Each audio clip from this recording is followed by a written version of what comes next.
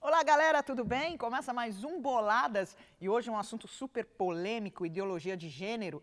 Na verdade, muita gente sabe o que é isso, outras não, mas nós vamos esclarecer para você saber se defender por aí de um mal que está atacando a nossa sociedade, as nossas crianças. Como mãe, de ouvir se a criança pode escolher ou não o sexo que ela fazer a escolha de qual sexo que ela quer. E isso me deixa mega bolada, porque eu acho que o nosso corpo é a resposta, né, disso. E quando você joga para a sociedade, que se torna uma coisa excessivamente coberto pela mídia, muitas vezes o discurso fica superficial, o debate fica superficial. Né? Nós queremos respeitá-los, mas também nós precisamos de respeito. Então, assim, eles estão querendo tirar da escola dias das mães, dia dos pais. Então, peraí, se você é pai e dentro... Colocar o dia do cuidador. E dia do cuidador, acrescenta então. Mas por que vai mexer naquilo que já existe e que para nós já tem um formato que nos agrada, que é uma escolha? Não, para ninguém ficar constrangido, eles falam. Mas e nós não vamos nos constranger? Estão querendo mudar toda a nossa estrutura, entrar dentro da nossa casa? Eu não vou entrar dentro da casa de ninguém. Você quer ser homossexual? Vou te amar, vou te respeitar, tá tudo certo. Eu não quero? Também eu gostaria desse respeito. Assim, eu não quero. Então eu tenho preconceito? Não. Não tem nada a ver com preconceito, cada um vive sua vida, né? Então, assim, a Brisa não vai falar porcaria nenhuma até agora. Não é, porque esse assunto, cara, sério, me deixa assustada. Eu fico, não sei nem... Como mãe, né? Lógico, cara. Mas, assim, você não tem pra onde correr, né? Não, e que coisa mais chata? Isso que a gente está fazendo aqui É se colocando... A sociedade se levantou, só... foi barrado, essa lei foi barrada. Foi barrada. Entendeu? Tem uns esquerdopatas por aí dentro ainda do Ministério da Educação, mas quanto mais a gente tiver gente nossa na Câmara dos Deputados, vereadores, para lutar e falar não queremos, é assim. É o que a Laura falou, eles jogam a lei, eles jogam a ideia, só que a sociedade se levanta contra. Mas... Ou não, ou com o tempo o debate vai, é o que eu falei, o debate vai minimizando o problema. Você fala tanto que aquele problema que inicialmente era monstruoso, ele vai diminuindo, porque o debate vai ficando raso, né, o discurso vai ficando raso e o problema vai parecendo cada vez menor. A Suécia já está vivendo isso. O quê? A ideologia de gênero nas escolas, enfim. Então agora, o que a gente vai ver? O fruto disso. O que eles escondem? Fizeram um experimento com um casal de gêmeos no Canadá. Dr. Money, que é com o Brian e com o Bruce. Né? Com 6 meses de idade, eles estavam com dificuldade em urinar e tudo mais, e era fimose. E a mãe foi levar para operar a fimose. E ao invés de usar o bisturi, eles usaram uma agulha, enfim, não sei muito bem o termo, mas acabou queimando o pênis do Bruce. E aí o que aconteceu? Essa mãe não permitiu que fizesse a cirurgia no outro filho, mas o Bruce ficou com o pênis queimado e desconstruído, assim, queimou mesmo, né? Teve perdas significativas. Foi de propósito. Daí, depois de 1 ano, essa mãe desesperada, falando, meu Deus, como vai ser meu filho crescendo sem o órgão genital, enfim, porque foi bem complexo a situação. E aí ela viu o Dr. Money que falava, e era um estudioso, né, da ideologia de gênero. E aí ele pregando o que é a ideologia de gênero, que há uma neutralidade, se você criar um menino como uma menina, ele vai ser uma menina. Essa mãe achou uma solução fantástica. Foi até os Estados Unidos, levou o filho e o filho começou a se submeter aos tratamentos dele. Então tiraram realmente, fizeram ali, né, a reconstrução. Só que essa criança, ela era uma menina das cavernas. né? Ela disputava brinquedo com o irmão. A mãe queria colocar vestido nela, ela rasgava. Ele rasgava, porque era um menino. E o Dr. Money começou a fazer um estudo significativo. O estudo João e Joana, né? Que tem aí, enfim, ele estava fazendo uma tese sobre isso. Ele queria provar através dessa criança que, apesar dele ter nascido menino, se ele fosse criado como menina, essa criança iria provar que ele estava certo na questão da ideologia. Durante alguns anos, ele provou que estava dando certo. Só que essa mãe começou a ver esse menino angustiado, isolado, não conseguia, era sempre líder no meio das meninas, estava ali dominando, com muita energia e agitação, e o menino falava, por favor, não me leva mais lá, eu não quero ir mais, porque o que ele fazia também? Complicado, ele fazia com que o irmão tivesse relação, o médico, por quê? Ele colocava várias cenas de sexo para as crianças. Porque ele queria provar que aquele menino que nasceu menina podia se transformar numa menina. Ele fez experiência e a mãe deixou. E a mãe deixou. Só que, o que... Então, assim, ele falava assim que o próprio irmão poderia estar abrindo o canal, né, para que ela realmente se sentisse menina. Resumo da história. Então, a mãe parou de ir lá, porque o filho não quis mais. Foram num outro psicólogo. O psicólogo falou, porque o trato com o Dr. Money era, nunca diga a verdade. Nunca diga para ele que ele era um menino.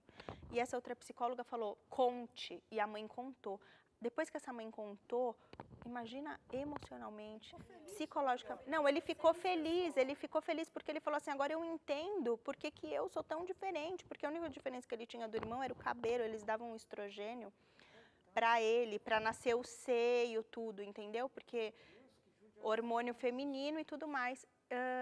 Ele acabou reconstruindo o pênis, acabou casando, ficou 10 anos casado, só que ele falou assim, não destruíram o meu corpo, destruíram a minha mente. Então ele era muito depressivo e acabou terminando com o relacionamento. Só que antes disso, o irmão se suicidou, porque não aguentou como eu. Era meu irmão, minha irmã, o Bruce se tornou, acho que Brenda, isso aí. Foi uma desgraça. E aí o menino se meteu com drogas, se envolveu com drogas, se suicidou. Aí esse irmão, né, ele também acabou se suicidando depois que ele ficou sabendo que o caso dele, tão sério, era artigo científico, que esse médico estava... E é um dos maiores casos da desconstrução da questão da ideologia de gênero, e muita gente usa só a primeira parte do estudo. Não usa o final trágico, que na verdade é a maior prova. Agora, em 2004, foi ontem, 2004 é recente. Uma história horrorosa. E que prova que a ideologia de gênero é totalmente falha. Porque ele quis provar, através desses dois irmãos gêmeos, né, que ele disse que era um menino e uma menina, que ele estava certo e ele acabou, destruiu, arrebentou a família. Mas você reconstruir sua identidade, ela é real. Por exemplo, eu vou dar um exemplo. Teve um cara lá no Rio, que ele tem o testemunho dele e tal. E ele usava silicone na frente e atrás, tudo. Andava todo vestido de mulher e ele se converteu. Isso ele se converteu há uns 20 anos, não. E ele tirou tudo e virou missionário. Tá? Outro dia eu cheguei na academia de lutador lá, dos caras lá, do WWE lá, e ele com os mais top. Ninguém nem sabe muito o que aconteceu. E ele lá com a mão dada com os caras, ministrando os caras, se Deus é por nós, quem será contra nós? Quando eu vi aquela cena, eu falei, meu, como é espiritual, né? Como é sério, ele é um homem. Né? Ele é feliz. Agora eu vejo assim, por exemplo, tem uns que chegam para mim e falam assim, pastora, eu me converti, mas eu não consigo gostar de mulher. Daí um dia o cara falou para mim, só que eu prefiro não gostar de nada. Eu sou muito mais feliz não gostando de nada. Porque eu creio que vai chegar um dia no tempo de Deus que eu vou gostar de uma mulher, tal, mas no momento eu não estou gostando de nada. O que isso demonstra? Que o período que a pessoa ficou tão sem personalidade, foi tão grande, que para ela voltar é um período de muita dor, sem interferência de ninguém. Entendeu? Então, eu acho um crime um psicólogo não poder ajudar nessa hora, que é a hora mais difícil da vida da pessoa. Que ela tem que voltar a entender quem ela é. E você vê como que eles tentam fechar todas as arestas para ajudar? Freud é bem conhecido, né? Ele atendeu um caso de um homossexual e ele pôde constatar ali a dificuldade com a figura paterna, né? E, enfim, não sei da onde que eles estão tirando isso, de qual, né? De qual teoria, enfim. Mas o que? O psicólogo não pode ajudar um homossexual? Então. O CRP não permite. Vocês receberam isso pelo quê? Virou uma imposição do regime lá. Do regime de psicologia. Não pode não pode ajudar a fazer terapia. Então, aí vai contra aquilo que um paciente saudável, ele tem a sua própria escolha. E se ele chegar e falar, me ajuda aí, eu não quero? O CRP diz não tem isso, ele é assim. Gente, que coisa, né? Como mudou, né? Em 10 anos esse mundo é outro, né? Isso que assim, que é muito complicado, porque se eu tenho a minha opinião, você tem uma opinião diferente, tá tudo certo. A gente não precisa pensar igual, mas eu te respeito, você me respeita. Agora, eles não estão nos respeitando. Então, assim, se nós não aceitamos, nós somos preconceituosos, homofóbicos. Calma. Da onde? Mas sabe o que aconteceu? A sociedade está muito hipócrita. Antigamente você tinha um amigo, se você falasse, seu rolha de poço, seu chiclete de baleia, você falasse qualquer besteira, ninguém ligava. Não era? Hoje tudo é bullying, tudo é preconceito. Porque a gente colhe frutos disso também. Isso daí não é tão simples assim. Por exemplo, estádio de futebol. Pô, o cara xingou no estádio. Que novidade! A pessoa vai no estádio para xingar. Qualquer um que vai em estádio sabe que metade que está no estádio vai fazer terapia. O cara não está prestando atenção no jogo. Vai na torcida. Não, vai na torcida do Flamengo, meu. 90% da torcida do Flamengo tá dale, de costa. Dale, o jogo rolando, um olhando pro outro. Dale, coreografia total. Daqui a pouco você vê uma velhinha, vai tomar não sei onde. O outro vai. Uma gritaria. Daí o cara xingaram o cara do campo de futebol, mas o campo de futebol sempre foi xingado. Imagina o que não xingaram o Pelé. Sabe? O que esse homem já não viu? Futebol sempre foi isso. Um beliscava o outro, ia cobrar falta, catimbava. Futebol era onde os caras colocavam para fora. Hoje em dia vai no estádio, eles ficam com a câmera procurando quem xingou. Entendeu? É uma coisa tão hipócrita, porque ao mesmo tempo que é tão liberal, é tão louco, né? Você fica descobrindo quem que está tentando perseguir alguém dentro de um estádio de futebol. Aí você vê aquela menina no jogo do Grêmio que xingou lá, coitada, ela xingou porque ela ouviu, todo mundo xingando o cara lá, ela repetiu lá, sei lá o que ela falou do cara, lá macaco, sei lá que ela xingou, né? Pegaram na boca da menina. A menina acabou a vida dela, teve que mudar de estado, tudo. Ela repetiu o que ela ouviu gritando, mas sobrou para ela, porque a câmera pegou ela. Então hoje, o que está acontecendo? As pessoas estão indo nos opostos muito assim. Ao mesmo tempo que não pode falar nada para ninguém, eles liberam umas coisas que você fala, pô, peraí, o mundo está acabando. Né? Então eu estou falando que antigamente a gente tinha uma vida muito mais saudável. Entendeu? Você não ficava com medo que iam te processar. Hoje em dia você fica assim, meu Deus, eu não posso falar nada, não posso brincar. Mais saudável, né? Porque tem um outro lado da moeda que é a pessoa que sofria com bullying, por exemplo, que também tem que ser observado. Eu acho que o problema é o excesso do politicamente correto. Então, eu não posso falar assim, vou fazer um trabalho missionário numa tribo. Ai, você falou tribo? É comunidade indígena. É isso que eu estou te falando. É o excesso, é o excesso da coisa. Homossexualismo, não pode, é homossexualidade. Favela, não, comunidade. Então, você tem que falar... É óbvio que existem situações... Existem situações que são extremamente agressivas. Escola vai piorar, Vai faltar vocabulário, já está faltando.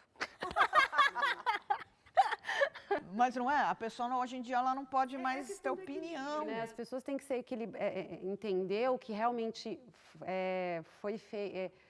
foi dito com a intenção de ferir, de denegrir, de minimizar aquela pessoa, de torturar, né, com palavras. E existem situações que você só falou. Tipo, alguém vai me chamar de Olivia Palito. Em determinadas situações eu vou me sentir extremamente ofendida, dependendo do contexto e da entonação. E em determinadas situações eu vou dar risada. Não, com certeza. Só que as pessoas não têm mais esse equilíbrio, né? A gente vai trazer um programa para falar só sobre bullying, porque isso traz danos, dependendo do grau que é, mas eu tô te falando da hipocrisia que é a sociedade, hoje entendeu? Tá num nível assim, né? Tá um nível ridículo. Que coisas bobas são intoleráveis e coisas gravíssimas são nos enfiadas. São... A Bíblia fala, engole o camelo e coe a mosca, entendeu? Tá, a sociedade está assim, está engolindo o camelo e coendo a mosca. Então, tem hora que você fala assim, mas o quê? Não pode fazer isso? Mas os caras arrebentam tudo, arrebentam a sociedade, prega umas loucuras, bota umas leis que você fala, não é que nem agora, a gente discutindo uma coisa que é surreal. Já tem pais sendo presos. Por quê? Na Noruega, porque é contra a ideologia. Outros, teve 2 casos que eu vi, outro porque era muito cristão. Ah, não pode? Não pode. Então, assim, você está entrando na minha casa. Eu não vou entrar na tua, não. Você está entrando na minha casa, então eu não posso falar daquilo que eu creio, daquilo que eu acredito. Presos. Já acontecendo hoje, século XXI. Interessante notar que os países nórdicos, que foram os primeiros a implantar a ideologia de gênero, de trazer essa discussão, de implantar nas escolas, implantar na sociedade, são os países hoje que têm os maiores índices de suicídio. São países que têm índice de desenvolvimento humano altíssimo, PIB altíssimo, desemprego baixo, saúde, educação, blá, blá, blá, mas pessoas extremamente vazias e depressivas porque cresceram sem referencial. Isso é extremamente sério, porque a formação dessa identidade está sendo totalmente desconstruída. Porque como que a gente constrói a identidade? Eu não sei quem eu sou, a criança não sabe quem ela é. Então, o pai e a mãe vai começar a dizer, né, você é bonito, não é você é menino ou você é menina, são adjetivos, você só mente, você só me dá trabalho, né, quem sou eu? O que eu sempre ouvi, como meus pais lidaram comigo, vai construir a forma como eu me vejo. E depois eu vou ter que me separar dos meus pais e entender que muitas coisas que eles falaram a meu respeito é por conta das dificuldades deles também, e vou ter aquele processo de perdoá-los, né, e de entender que eles me deram só aquilo que eles tinham para dar, para eu me reconstruir realmente como eu sou. E a gente fala o nascer de novo, que é quando a gente se converte e vai entender como que Deus nos vê. Agora, imagina só, se os pais não puderem dizer nada, né, assim, você vai pôr vestido, a criança não tem essa autonomia. Fisicamente falando, essa questão do córtex pré-frontal é muito séria. Eu não tenho a tomada de decisão pronta, eu não tenho discernimento, eu sou uma esponja. Então, assim, como que você vai me dar uma responsabilidade tão grande de escolha, sendo que eu não tenho essa capacidade ainda pronta psicologicamente nem fisicamente? Eu fico louca com esse negócio do banheiro também, cara. Porque uma das coisas que eles têm aqui no Brasil, por exemplo, a questão da aparece ideologia... um maluco estuprador lá no banheiro, no que você tá. Daí te estupra, porque não é muito mais fácil proporcionar estupro? Falando isso, porque a ideia da ideologia de gênero aqui no Brasil era justamente isso, nos colégios de educação básica, infantil, fundamental, enfim, não teriam mais banheiros de menino ou menina, seriam banheiros neutros. Né? Isso fazia parte também do ideário da educação. Por hora, não. Porque essa do banheiro é muito desagradável, meu. Imagina que os estupradores não vão apavorar no metrô, nesses ambientes assim, né? Esperando a mulher lá dentro do banheiro. Vai falar, eu só vim no banheiro. Com todos os cuidados que a gente já tem, a gente vê índices absurdos de estupro em metrô e de casos até mesmo em escolas. O que aconteceu foi o seguinte, eles quiseram ser... Eles fizeram um teste, entendeu? Eles lançaram para ver como que a sociedade ia se comportar. Só que, graças a Deus, a gente tem uma bancada evangélica muito forte E a sociedade brasileira, tradicional. A sociedade brasileira, como um todo, é uma sociedade conservadora, é uma sociedade de família, que valoriza a família, isso é nosso. Quem lidera esses movimentos é uma minoria, só que é uma minoria que está ocupando lugares estratégicos. Porque a sociedade brasileira como um todo, e aí eu digo sociedade que vai muito além só de nós cristãos evangélicos, ela tem como característica esse conservadorismo. Só que, infelizmente, as pessoas que controlam a mídia, a educação e que estão em pontos estratégicos na política hoje são pessoas que compartilham dessa mentalidade. Você vê, por exemplo, que nem essa menina novinha que deu opinião e tal, ela repetiu o que ela ouve nas redes sociais, que ela ouve na televisão, você viu? Ela toda cool, cada um, o azul e o rosa, é bem aquilo usado, entendeu? O azul e o rosa. Vamos por uma sociedade cool, entendeu? É tudo aqueles jargão que fica botando na cabeça, você não quer ir contra. No fundo, a coitada não sabe direito o que ela está falando, é assim que eles fazem. Né? Então, às vezes eu estou assistindo televisão, de repente, pum, passa uma vinheta, daí eu falo, opa, olha o que eles falaram. As pessoas estão alienadas. Hoje, falar sobre ideologia de gênero, se a gente começar a falar aqui, o quê, como, não sei. Então, as coisas estão acontecendo lá e a sociedade está alienada. Não sabe o que tá acontecendo. Então, acho que essa é a importância da igreja, né, de trazer... Só que as poucas vozes que se levantam, a coisa está tão estranha espiritualmente que as poucas vozes que se levantam, a própria igreja desce o pau na pessoa. No caso da Ana Paula Valadão, desceram o pau nela também, os crentes também. Você não tem que se meter nisso, você não tem que dar sua opinião, né? Você não tem nada a ver com... Como não tem nada a ver? Tem a ver, ela tem filho. Tem a ver com a minha casa. Como que ela não tem nada a ver com isso? Como que eu não tenho nada a ver? Querendo Né? roubar meu filho? Vocês não têm nada a ver com isso. E eu acho assim, que essa é uma hora da igreja se unir, das pessoas se unirem e principalmente estudarem, se aprofundarem, ver o que está acontecendo na sociedade, não engolir tudo. Em amor, devolver isso em amor, né? Mas se posicionando. Em amor, mas tem posicionamento. Por exemplo, o que acontece? As pessoas estão muito sem formação na Terra. A internet, ela deu boca para gente que nunca teria nada na vida, falaria porcaria nenhuma. Então, outro dia eu coloquei de propósito uma foto no rio, que estava ali um túnel, escrito Seja Bem-vindo no Rio, o Rio da Maravilha, sei lá o quê, e uma mendiga deitada. Só que não era Photoshop, eu tinha visto que era um repórter da Folha que fez, parecia Photoshop, mas não era. Escreveram assim para mim no Instagram, pastora, isto é um Photoshop. A outra, é Photoshop sim. Daí o outro escreveu, gente, não é Photoshop, olha lá na matéria, tal, e postou para elas. Daí eu fico pensando, eu nunca faria isso. Eu nunca afirmo uma coisa que eu não sei. E hoje as pessoas estão assim, elas não sabem do que estão falando, elas metem a boca nos outros, até o povo cristão erra porque não tem conhecimento e não procura também. E não quer saber também, entendeu? É o que ele acha, porque ele se esconde atrás das redes sociais, ninguém vai ver a cara dele, não precisa dar satisfação para ninguém. Então, eu acho que tem que fugir muito dessa ignorância social também, entendeu? Você precisa descobrir o que está acontecendo. Fala, gente, deixa eu ver antes de eu dar minha opinião, não vou ficar metendo o pau. Acho que não é não. Hoje em dia você está errado. Por quê? Não sei, mas eu também não gostei. Escreve lá, né? Não gostei, vai para não sei aonde. Então, é assim. Você não pode colocar nada que a pessoa não goste.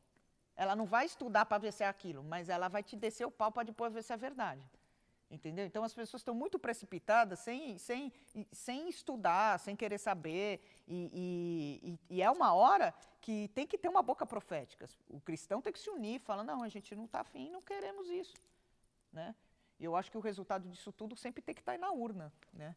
Então, isso é também importante, porque tem muito cristão que fica, não tem nada a ver política com a igreja, o Estado é laico. E se não tivesse essa bancada evangélica? O Estado é laico, mas eu não sou. Eu quero alguém que represente os meus princípios. Mais do que um evangélico, eu quero aquela pessoa que eu sei que compartilha dos meus princípios, que não é só evangélico, mas é alguém que me representa no Estado, que me representa na hora de legislar, que me representa na hora de pôr a legislação em prática. Eu quero alguém que represente aquilo que eu acredito, os meus princípios e os meus valores. Porque o mundo cool, né, a galera tops, moderna, eles odeiam isso. O que mais irrita eles é quando a bancada evangélica vai lá e pá! E barra aqui, barra lá, e eles ficam falando que a gente é protecionista, que a gente isso, que a gente aquilo, mas... E existe um poder de mobilização, mas é para isso que servem representantes políticos. É para representar aquilo que eu acredito, é para representar aquilo que eu penso, é para representar os meus princípios. Então, se aquela pessoa que foi eleita porque eu acredito que as ideias dela batem com a minha, não defender essas ideias lá no parlamento, então meu voto não serviu de nada. O que a bancada evangélica faz é nada mais que obrigação deles, a partir do momento que eles estão representando os evangélicos. Então, a pessoa tem que entender, a pessoa que está do outro lado da ponta tem que entender, olha, a bancada evangélica está representando o que os evangélicos pensam. Se você não está satisfeito, querida, a democracia é isso. Elejam vocês, a maioria, alguém que representa as ideias de vocês. Então, só que a gente é um país democrata quando a opinião deles são respeitadas. Mas quando a gente coloca a nossa opinião, que não é nossa, que é bíblica, daí a gente é tudo. Então a gente tem que tomar muito cuidado com isso. Porque... Por isso que a democracia é representativa, né? Por isso que o voto é proporcional. Né? Existe o majoritário e no parlamento, no legislativo, o voto é proporcional, para justamente existir uma representatividade do maior número de classes possíveis. E é isso que as pessoas precisam entender. A bancada evangélica vai sempre se portar de acordo com os evangélicos, de acordo com a Bíblia, porque para isso que eles estão lá. Se tem um João Willis para 15 evangélicos, meu bem, desculpa, a sociedade brasileira ela é refletida no Congresso. O Congresso é reflexo do que a nossa sociedade é. Se tem um João Willis para 15 evangélicos, é porque tem mais evangélicos do que João Willis por aqui. Então, é isso que eles têm que entender. Isso é um país democrata. As pessoas votam em quem quer, tem a opinião que... Eu estou assustada com essa coisa da pessoa não achar que a ideia dela está certa Imposição. e querer colocar uma mordaça que não vai existir nunca. Que isso não existe. Isso é um ambiente nosso, essa é uma ideologia milenar. Como é que você vai mudar? Sabe? Você vai mudar a mente de Deus, isso não existe. Então, eu acho que as pessoas têm que, cada um no seu quadrado, foi o que você falou, tudo bem, você quer ter sua vida, é o que eu prego. Você quer ficar aí, fica aí. Eu não obrigo ninguém a ser nada, mas não vai chegar para mim e falar o que eu devo falar no altar, não vai chegar e falar para mim que eu devo fazer um casamento assim ou assado, ninguém pode mandar em ninguém. Então, se você for ver a grande confusão do mundo, é exatamente por causa disso. Por que tem tanta guerra? Por que tem tanto homem-bomba? Por que o Estado Islâmico faz tudo isso? Porque por querer impor o que ele acha. Exatamente. Entendeu? Ele tem ódio da cultura americana, ele tem ódio do capitalismo e acha que tem que sair explodindo tudo. Né? Então, eu acho isso e vocês que explodam. E não é assim.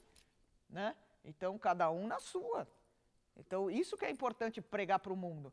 A gente vai respeitar, a gente vai continuar amando, seja lá quem for, né? Instruindo nossos filhos a respeitar os amiguinhos que têm pai e pai, que têm mãe e mãe, mas eles ensinam desse jeito, respeite, nós temos esse entendimento. Então, assim, não é simplesmente acelerar o processo natural e colocar um monte de informação sexual para criança de 6 anos de idade. Se você, na tua casa, quer fazer isso com o seu filho, ok. Eu não quero fazer com o meu, eu te respeito, você me respeita. Eles já estão falando de estímulo em bebês. Estimular o bebê para que ele tenha uma vida sexual saudável na idade adulta. Então, e já tem pessoas... Já tem pessoas já estimulando o bebezinho, o clitóris da menina, o pênis do menino, para que ele possa ter uma vida sexual saudável. Então, assim... As coisas já estão acontecendo, não dá para a gente fechar os olhos para isso. É uma realidade hoje. E como nós vamos lidar com essa realidade? Nós vamos continuar amando, mas nos posicionando. Nós vamos continuar combater o bom combate, guardando a carreira até completar a fé, né? E lutando pelos valores, lutando por aquilo que a Bíblia nos ensina. Né? Andando no caminho de Deus, instruindo a criança, né? Que dizem provérbios, para que jamais se desvie do caminho. E essa luta é a nossa luta. Então você, quando for votar, pensa sempre nisso. É melhor ter um homem de Deus do teu lado do que você estar jogando seu voto por aí, para nada. E é assim que a gente vai construir um Brasil, um país e manter a nossa família em paz. Terminando mais um Boladas, até o próximo.